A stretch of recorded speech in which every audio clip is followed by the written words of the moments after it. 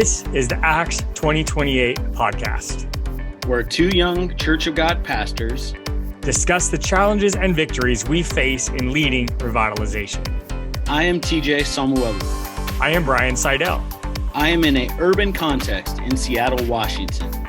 I am in a suburban and rural context in Boise, Idaho. I am in a liberal state. I am in a conservative state. My ministry background is in missions. My ministry background is in youth ministry. And yet we are both in our first lead roles. To help God revitalize the existing church in the Pacific Northwest. We are helping each other. And you. To truly live out Acts 2028. Well, TJ, here we are back again for a brand new season. We've had our break and we've had some discussions throughout the last several weeks about what we want this season 3 to be. But here, realizing that, looking at the back episodes and everything that we've done, we fulfilled 2 seasons, which also means we've been doing this podcast for a year. Wow. That's crazy. Yeah, it doesn't, in some regards, it's kind of like this pandemic that I feel like I've been in. There's been times where it feels like we've done it longer, and then there's times where things have just flown by. And so I think this is one that's kind of flown by. I can't believe that, yes, we're in season 3 and that we're still here. But I think, again, what we've talked about is not only the connectivity for us, but we've heard from some people. We want to hear from a lot more in the opportunity to help bring something to the discussion. How can we speak to something maybe that you are encountering? How can we help you be more effective? I know even before we went on today, we have different endeavors or God's placing things in front of us, and how do we navigate them? So I'm asking you for help, and then and sharing vice versa, that there's just an opportunity to do things, to do them with excellence. We're both sports guys, and we want to utilize our talents in a wise stewardship way. So I think, those are really great, but I'm glad that we're here. But yes, 3 years or 3 seasons and a year seems like it's gone by rather quick. Yeah, I agree. Again, and yet as we look back, at everything that we've covered, there was some things we realized, right, as we look back at those first 2 seasons, and and again, with everything, there are some things we could do better, and that we need to improve on. I think there are definitely some things that we've done really well. One of the things, first off, just off the bat, is that we talk about, again, our time. We know we're all busy with our families and churches and all kinds of different things going on. And so one of our goals again for the season, our goal from the very beginning, was to stay at 45-minute episodes. And as many of you guys know, right, we've done that pretty well sometimes, and sometimes it has not been great. And so that's kind of our big number one goal. First goal for season 3 is we want to stay at 45-minute episodes, or less. And I guess with that, just to make sure that, again, you guys can get through all of the episodes. So again, probably help you on the listening side, might help us on the recording side too, right? To not take quite as much time, because the reality is, we like to talk with each other, TJ. So yeah, maybe that's time gets away too quick. But, I think part of that is strategically in doing that, we want to also, we've kind of, there was a lot of topics that we covered over those first 2 seasons as well. And I think part of the intent is to maybe stop and go deeper into some of that material, because we've looked at that and we know that we've done it, but maybe, we've got the question of, well, how do you do it? How do you take that next step? How do you get a little bit further into that? So some of those things will probably show up here in season 3, would just be, what is that? What does that look like for resource moments? What would you use? I know that's something that comes up for us all the time. That's the equipping, empowering piece as we look at that. So there's that. And then also there's going to be probably the possibility of, again, having some people as guests to be able to speak into that, to say, what do they bring to the field? What is their, expertise like? I know that in the dynamics of this show, we're 2 different places, 2 different states, obviously, but we handle things a lot different. There's some of the things that are same, but just because you do that out in Middleton, Caldwell area doesn't mean that's how I'm going to do it in Seattle and vice versa. And some of that's like, praise God for that, because because some of those Yes. just do not equate well into those cultures. But I think really having people come that can shape, that can help speak into something, whether that's an expertise or just another viewpoint. And so that's where, again, tying back in, our viewer, that they have an opportunity to really help navigate that. So if you're listening to this and you have maybe a passion point, or you have something that you're working through, throw it our way. We would love to try to help navigate that with you. As a disclaimer, I'll speak for myself, not Brian, on this one. But look, I might not have the answer. There are some things that are shrouded in mystery, I think. But hey, we will try our best to try to navigate those, or I'll respond candidly, like, what would I do? And so I think those are some of the things that we will navigate possibly here as well into season 3. So yeah, absolutely. So again, as we dive deeper into those, we would love to hear from you if you have a topic from that we did cover, because again, like you said, we really kind of covered a 30,000-foot view of a lot of these issues and just a lot of different things that we came across in our lives in churches, as we're in these existing churches, revitalization type places. And as we discussed, our two churches are at different phases of revitalization. Again, I've been at Oregon Trail a lot longer than you've been at Fairview. So, again, not only do we have the context that I'm in Idaho versus you in Washington, and, rural, suburban versus more urban. I mean, we have all those dynamics, which we realize and know, which again, I think strengthens our conversation. But the other side of that is that, you've been at Fairview a lot less time than I've been at Oregon Trail. And so, and especially in those revitalization times, those different phases, right, of the timeline as you rebuild stuff and cast vision and reach into the community, like a lot of times the biggest factor is time and is consistency of being there. And, that's one of the things that I've really noticed at Oregon Trail. In fact, I met with one of my top leaders last night, and we were talking about, the church growth, patterns, and like, and again, in Leadership Focus in our Church of God deal, he's in the middle of it. And in the module he's in, they talk about, the life cycle of churches. And we were talking about that, about, well, okay, where are we in this life cycle? How did it get turned around? And which is obviously the question in revitalization to begin with, right? Is like, how do we turn it around, move from decline, right, or plateau into growing again and that's, I mean, by definition, that's what revitalize means, right? Is to bring new life and new growth and new direction for a church. And so, but it was a very interesting conversation, because again, him and I even had a little bit different opinions on like where we are in that, in that curve, right? And I think part of that is just because when I've been in it, right, from the very beginning, right, when I came at Oregon Trail and where we saw it turn around and start to grow. And so I have more time invested in Oregon Trail than he does, right? I mean, and because they came into the church about 3.5 years ago, right? And so we'd already, I mean, he had no idea how far we had come before they were there, right? And so again, it was a very interesting conversation. But I think with that said, there's a lot that we'd like to hear from you about where you're at. What phases are you in? What are you facing, right? Or maybe something that we brought up in the season and just glanced over, because there's a lot of things that we just glanced over, right? And so because again, we both get distracted in our conversation as well, right? And so we go off on these tangents, and perhaps you've been sitting there like, man, I wish they said this, and then they just moved on. I wish they would have dove deeper into that. We want to hear from you on that. And so let us know, say, hey, could you go deeper on this? And again, it's helpful in that communication. Send us a comment, an email, on our social media, whatever. If there's a certain thing, it would be helpful if you tell us what season and episode it was in, right? Or what's the title of that, so we can even go back and make sure that we, hit what it is that you want to hear. But I think with that, like you said, there's lots of ways to get a hold of us on our social media platforms. We're on Instagram, we're on Facebook.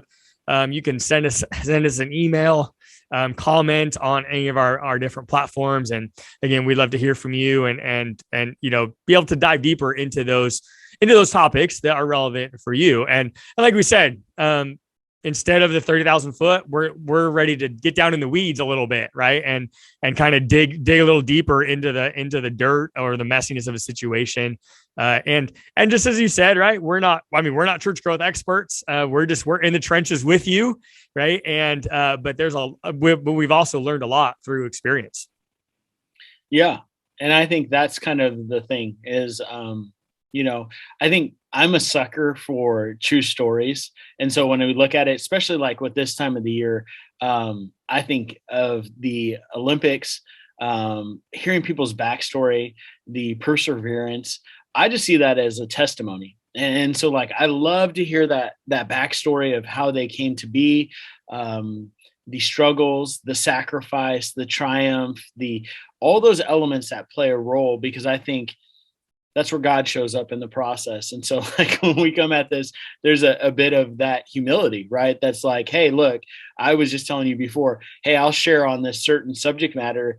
Um, and it might come from a place of, I had some great success with that. It might come from a place of, I really struck out and I would do it actually opposite this time. So there's some of those things that are in there, but the main focus of what we do, which is kind of like, our movement as a whole, is Jesus is the subject. Like why we do what we do is to connect people with a God and eternity. And so like sometimes that takes, not always the most direct paths. I see Jesus doing that all the time. Meeting the woman at the well, and he shouldn't be talking to the Samaritan woman, telling this wee little man, and a wee little man was he, to come down out of the sycamore tree because we need to eat. So I see those interactions through who I model my life after, who I aspire to be. Like as great as Brian is, as great as I am, Brian more so than me, but at that same time, like we have these flaws. And so like, we're not our measuring stick. All we can say is, man, we want to be a resource. We enjoy chopping it up about how we can do this and be better at it. Of this calling that we have. And so we're going to be doing this anyhow, but we would love to be a resource and help for people. And so like we're living this out and we're excited about season 3. So this one's a little bit different to kick it off here, but like just that sediment, including, we've been off air for a few months and things have kind of changed. We've kind of had different things happen, but like things still progress. I know that like sicknesses and a new wave of COVID and a new Omicron kind of piece has kind of gone out and just been more contagious for folks on a personal level. For us, we've been serving, here for, February 1, started our 3rd year.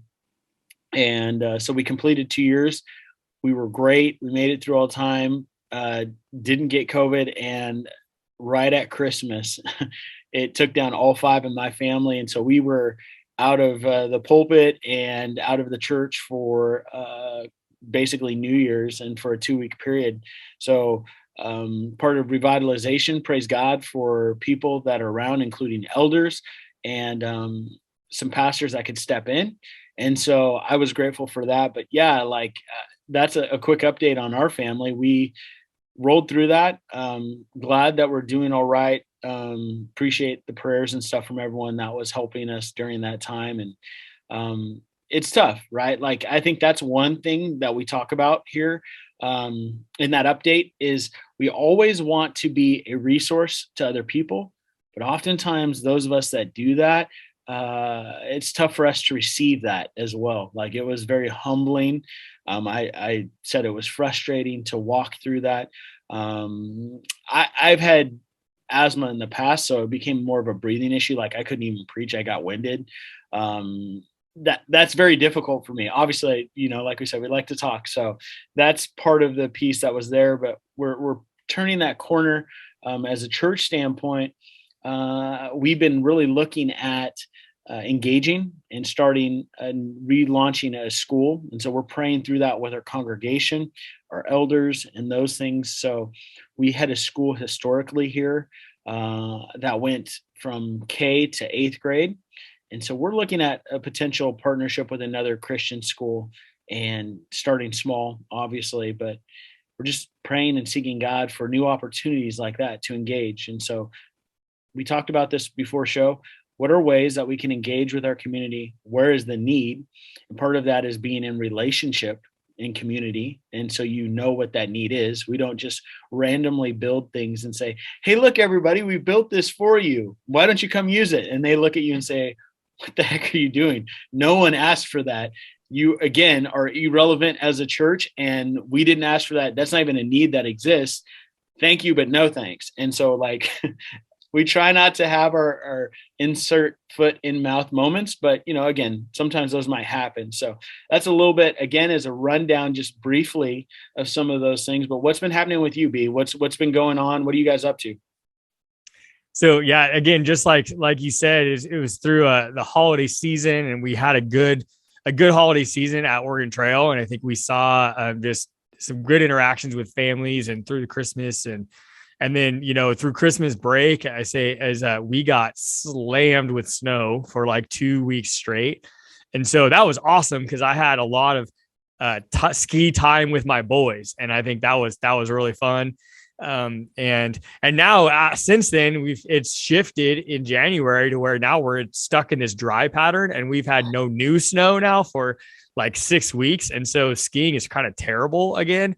But you know, we still been up a couple times, and we started Claire off skiing. So that was an interesting, you know, taking a toddler skiing is always a gamble, right? And you know, like I said, she's been up a couple times. The first time was a dismal failure. She did not like it. It was there's just kind of one thing after another that just didn't go right. And so, but the second trip was much better, and she had a great time. And so yeah, family wise, good. We definitely have had just kind of different things. You know, it's hard to believe, but there are other sicknesses still hitting people other than COVID. And, you know, again, like, as the media has forgotten, right, that like the flu is still out there, to say that is like, again, I think COVID went through our house, like, you know, pre-holiday. And so we went through that round. Luckily, we haven't had another round of that, although just in this last week and a half or so, pretty much all of my kids, in fact, my fourth kid just went down with it last night. So he's literally home today with just this stomach bug flu, horrible deal. And so again, not COVID symptoms at all, but it definitely sickness. Right. And, so the two younger boys went back to school today. They were out with it. And then, like I said, my oldest got home from work last night and was like, yeah, I don't feel good. And so, you know, we're like, and then, you know, Maureen and I look at each other, we're like, another one bites the dust, right? Like, but there we go. So, but yeah, family wise though, we're doing really good other than that sickness, and, you know, just continuing to work through life, and with 4 kids and a church and all this stuff. And my wife is in college. She's working on another degree. And so, you know, that's of course just, a busy season for her, and a lean time financially for us because we're paying, you know, college tuition again. So that's, but you know, as we work through those seasons, we see that, but yet, you know, there's brighter hope around the corner. So which is awesome. But I think, and again, church wise too, just like you said, we have definitely seen this second wave, third wave. I don't even know what wave we're on, but you know, just wave of sickness going through. So definitely, you know, and I think we see that. We always see kind of an attendance drop off after the holidays. That's just kind of a pretty typical, normal kind of attendance pattern, I think, for most churches. Yeah. You know, we see the holidays, and then you kind of drop off, and then there's this steady build up into Easter. And then, you know, after Easter, you have a drop off again, which is really interesting because Easter is very late this year. I don't know if you've looked at the calendar. So we have a little while longer to build into Easter, right? And this year than normal. But then then we typically see another big drop off after Easter, you know, as it's this downhill run into summer. Excuse me. And I know that's part of our context with Idaho is just because in Idaho, people live here to play. And so in the summer, you know, we have, I think, even more of a summer drop off in some ways than other areas do potentially, just because everybody has a cabin, and everyone's in the mountains or at the lake or whatever through the summertime. And so, but again, so that's one of the things we've tried to do at Oregon Trail is say, how can we not necessarily just grieve the summer drop off in attendance, but how can we embrace it in a way of focus on certain goals and to find growth for those that are here. How do we embrace again our Idaho play culture a little more than just accepting like, well, people are gone, I guess we'll see you in the fall, and which again is probably, again, I don't want to get distracted and off on another thing, but definitely as a church, like you said, the last several weeks, again, our attendance has been a lots of up and down, and just, but our prayer list has been longer than normal, and, so many families out and sick. And so, which has just been a struggle, quite honestly. And so, but I think too, like we definitely had some COVID cases, but I think a lot of it has not even been COVID. It's been this flu bug that's been going around our community. And again, I don't want to get into all the conspiracy theories and different stuff, but at the same time, like, I think a lot of our immune systems like aren't used to fighting anything off because we've been so protected, as we've isolated and worn masks and kind of these things. And now as these other viruses that are not COVID are running around, like, it's knocking us down. So, yeah, but through that though, things are going well. I think that the church is doing well, and we've just seen a lot of families, newer families, and returning. We've had a lot of people through our spiritual growth classes through these last few months, and so it's great to see the engagement level of people. And again, the ones that are here are really engaged and really hungry. And, in fact, I just talked with my office manager this morning. She's like, man, our phone has been going nuts. She's like, and she's told me even just this today, she had a couple conversations already this morning with people that are calling just to find out more about the church and, that want to come on this weekend and just get some questions answered. And, part of it is we are in one of the fastest growing population centers of the country. And so, part of that, some of it is that definitely that we just have a lot of families moving into our community, and which is great to see them come. But again, part of my conversation with her was it's been kind of really surprising to us that a lot of these newer families are not new to the area. They're just ones, but they are new to church, and which is obviously, awesome to see. But I think also that there's this void in our culture that people are just so hungry for community. They're so hungry for truth, for just a solid foundation of their life, because there's just, as the longer we're surrounded by chaos with just everything that's going on in our world and our culture, people are really searching for something real and something solid. And just as you said, right, Jesus is that answer. And the truth of the gospel is still the truth, and it's still powerful. And it's, I think, even in ways more countercultural now than it's ever been. And that's honestly good news for the church. I mean, the bigger church, right? Not just Oregon Trail or Fairview, but just we are. I mean, when I read that passage, right, when Jesus says that the fields are ripe for harvest, I mean, I feel like that, at least in our context right now, like we just see that so true. Yeah. What would be a main takeaway that you would say for Christmas that maybe you saw? What would be in that time frame? Like, since it's been, we had that gap of kind of December and January. What was something where you saw God show up maybe during that time? And I'll lead in as you're thinking about that a little bit. There was one thing that we had that I wasn't a part of in the revitalization. So historically, this dates back to when we got the building. We had another theater company that rented our facility called Taproot Theater. So they had it every other Christmas, and they would put on their performance, and they were in-house, and they used our auditorium and did those things. So it's been historically that we would do a Christmas carol every other year. Well, they did it in the December of 19 when we came. And so it was due to do it on the 21st. We made the decision to move forward with that. And again, I had no idea what I was saying yes to, other than there was a bunch of passionate people that I trust that wanted to do it. And it was really cool, because I think, we talk about these things of sometimes when revitalization takes place is a church isn't what it used to be. Maybe people have left, and for various reasons, that we're not going to go into again on a rabbit trail right now. But they've left, but they still had this fondness maybe of this place that they were a part of. And so it was really cool to see people in house. We had attendance records. Again, I think the desire of some of the people wanting to have community. And then I was just looking at it today with the new changeover, with having to go digital for service and stuff. We had our cameras up. So we tried to capture it in the best way. It was kind of a run. We hadn't really done it before for kind of a theater project. But I was just looking at that, and the YouTube hits on that is now over 5,400 for people watching A Christmas Carol. And so again, not only the people and the buy-in and people that had been a part of it before. You talked about your chairman only being a part of the journey in a 3.5, 4-year context. It was fun to see people that, because our church has existed for over 100 years, to see some of them. And in fact, we were praying this morning. We got news that one of the previous pastor's wives that came for that event, she came for my installation when we had that.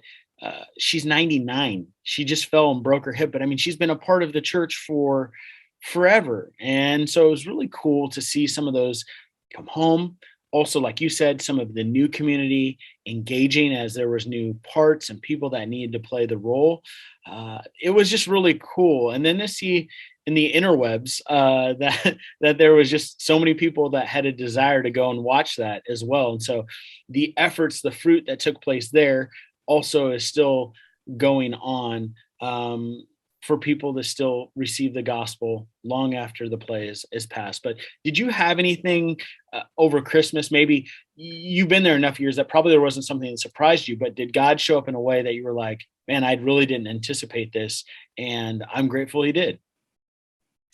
Yeah, again, through our Christmas season, it was different a little bit this year, and part of that was just because my staff has changed, in the last year. Just example, like my children's director, this was her first Christmas program, right? And so that, seeing that, working with her, we did a little different this year where we did like the main performance on a Wednesday night instead of on a Sunday.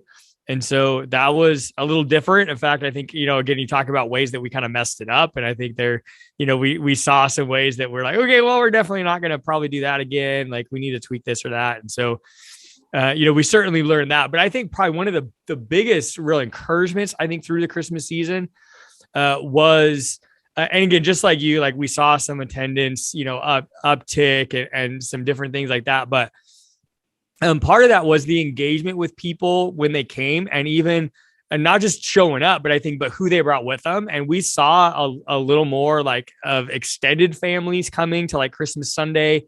To our Christmas Eve service, again, was very well attended. And we had a lot of people and touch points from the community, extended family people that came, ones. And so that was, I felt like just a huge win, a huge victory to see, some touch points with some families and people, even extensions of our regular people that were here.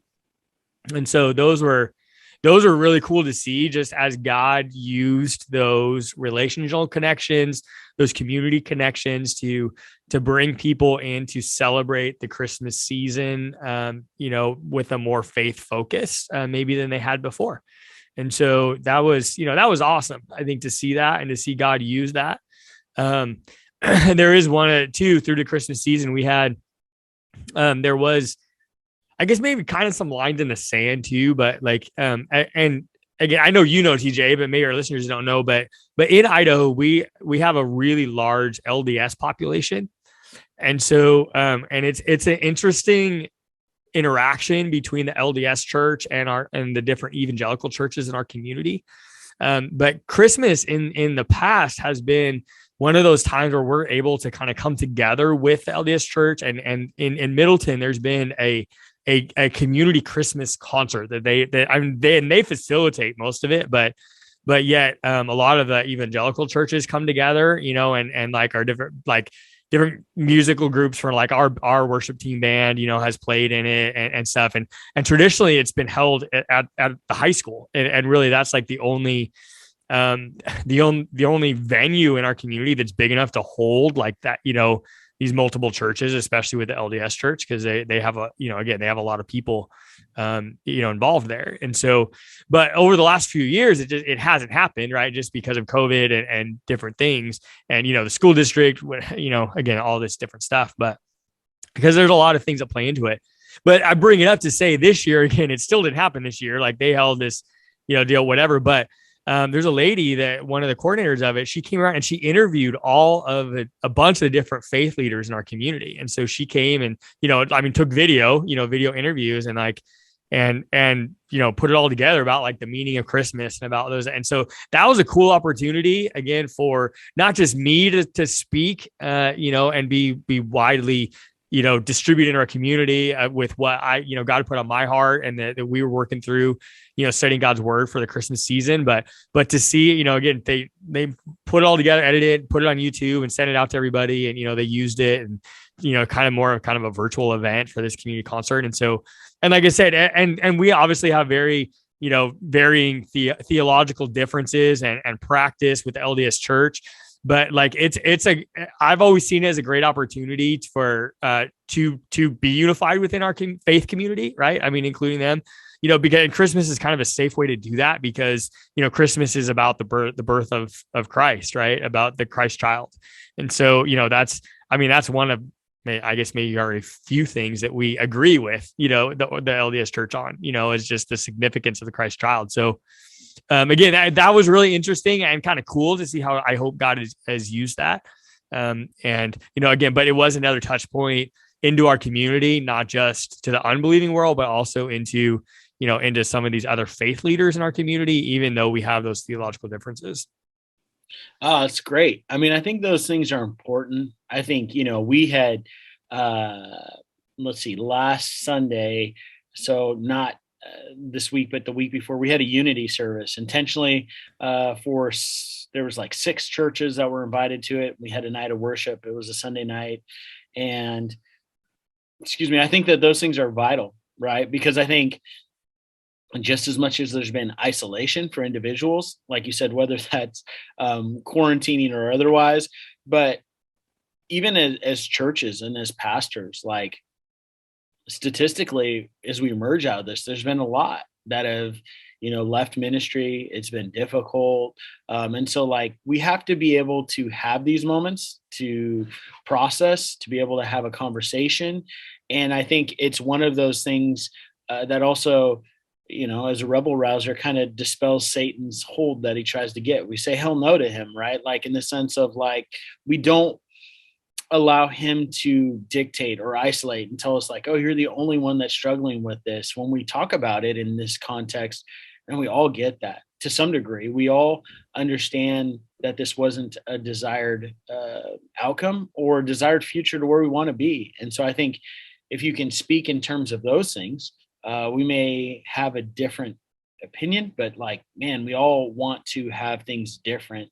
For us, again, there's that added call to or an urgency to usher people into a relationship with God. And so we see that as an opportunity. There's been more opportunity lately because people have had to, in those moments, figure out like, is there an afterlife? Is there something? And I was talking about this the other day. Oddly, we're on a podcast because it was there, but there was a story a few years back of a guy that was a part of a Christian radio show. And he was talking about it in the context of like Paul's talking to Timothy, right? And he's having this dynamic play out. And he's like, look, Timothy's kind of freaking out because Paul's in prison, right? And this is the context he's in. And he's like, why are you freaking out? And Timothy probably would have said something like in these contexts of like, you're my mentor, man, and this is what they're doing to you, and I think you're great. What the heck are they going to do to me? So not only am I freaked out about you about to die, and Paul just kind of like gives him this vibe of like, look, I'm not worried. You shouldn't be worried. If I live with him, then I will, if I die with him, then I'll live with him kind of moment. And he goes into these pieces and speaks about it. And the guy is is this ex MLB pitcher, and his name's Frank Pastore. But Pastore's part he's talking to, and I believe in the interview he's talking with, I think, Morgan Freeman or something. But the part of it is he's explaining that moment, and he's like, look, even if I die, he goes, look, I am a avid motorcycle rider. Like, I could leave here today. He's in LA, and he's like, I could leave here today. I could get on the 210 freeway. I could get in the diamond lane. And he's like, there's a lot of like idiots, I think is the word he used. I was like, that don't use their blinker, and they could get in and they could wipe me out. And he goes, I could be spread all over the 210 freeway, but that is not me. That is just my body parts. And that's that same context Paul's trying to tell Timothy, like, I'm going to this eternity piece. This is where my soul, this isn't, my body is just this thing in this vapor, right? Like, he's explaining that. But the gravity of that is that he wrapped the show, and 3 hours later, he gets on his motorcycle on the 210 freeway. Someone comes into his lane and hits him, and he dies.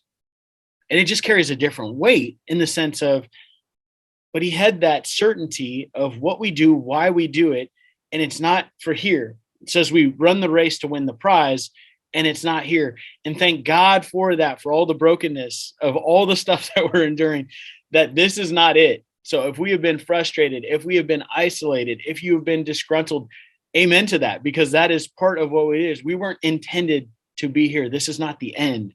And so, not that I was intending to preach here on our last bit of it, but since it's a little bit of a different show and we're vibing that, like, that is the piece of the urgency. That is the piece that we're looking at. And so anyhow, a little bit off topic, but I think it speaks to Paul's piece. It speaks to our piece of, look, all these things, all these fears, as people have self-examined themselves, gives us an opportunity to share eternity.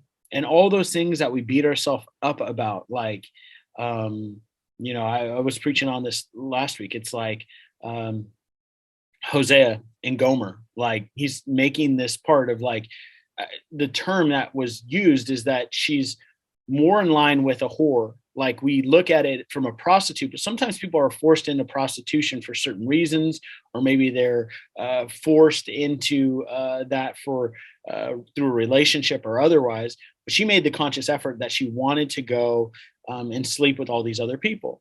And yet there's this redemptive grace as God is using this as Israel being unfaithful to him. Yet he says in that you can, if you live with me, then, you die with me, you live with me, kind of thing. He also says, if you're faithless, I am still faithful. I am who I am. And so God has been faithful throughout this. And in that moment, again, he goes back and like finds his wife and says, no, I want her. I desire her. And we would, like, as a culture nowadays, look at that and be like, man, that's kind of gross. Like, but God's saying, like, you can't change me. And this is what I was preaching a little bit on Sunday. It was like, you can't change him. He is who he is. Like, nothing that we can do can change the characteristic of God. Like, this is who he is. And like, as we get through these things and as we get to a new part, it kick off a new year. It's not new year, new me. It's like new year, same God. And that's a faithful thing. That is a good thing. Like, that he is constant. He is there. All these things. We just talked that, like, these events don't happen, but God is still faithful in the midst of that. So anyhow, I'm going to bow out at this point for that second. I'm going to let you jump back in. Yeah, no, absolutely. But I think, again, the point being, right, as we go into this season, as we want to make some changes, like I said, we have planned, we're going to have a couple different interview shows this season. We did one interview in each season before. We talked about we're going to bring in a couple different people this season, we hope, right? If those plans pan out. And again, as we look at it, but it all still boils down to, it is about God. It is about his presence. It's about his power. It is about his will for you and for your church and for your community. And again, and literally, I preached this last week of saying that is God's will, is to save us all. Right. That no matter, like you said, whether we're running off ourselves or somebody else pulls us away or whether, or we just never know God at all, like, God's heart is to save all of us. Right. And like, his heart is loving and he's gracious. And we're so very much thankful for that. And so again, thank you always for giving us grace, right? As we learn this whole podcast deal and jump in, but we are looking forward to season 3, and we hope that you are as well. And so we will see you again on the next episode. God bless.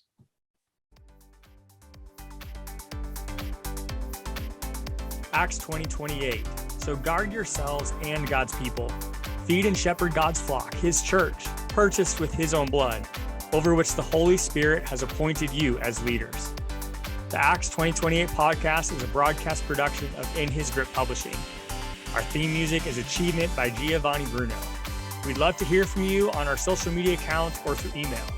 You can like us on Facebook and follow us on Instagram at Acts 2028 Podcast, or send us an email at acts2028podcast@gmail.com.